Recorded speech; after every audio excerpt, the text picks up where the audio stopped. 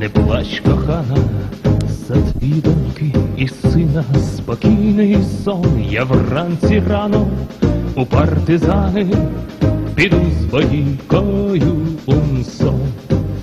Я вийшов в місто, я встав з окопу, спливають кров'ю Абхазія і Дністер, а від Донбасу до Перекопу 2 переходи ВТР.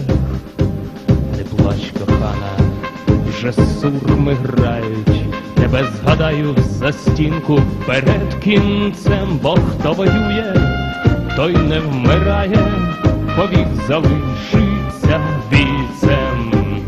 До ліктя лікать стає підмога, омила чао, мила чао, мила чао, чао, чао, і от порога, і до порога, де наша правда, наш звичай. Твою загинув не на базарі, сьогодні я, завтра він, післязавтра ти. Кому на лаврах, кому на нарах, кому в УНСО, кому в менти.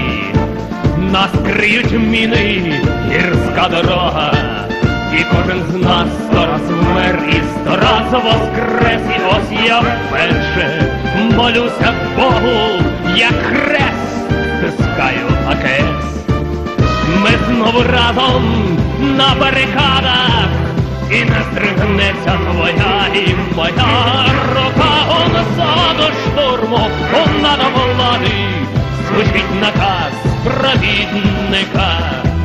Снаряди свищуть, тріщить бруківка, моє кохання давно є одна війна, мій дім руїни, сім'я винівка, а заповіт статуть луна.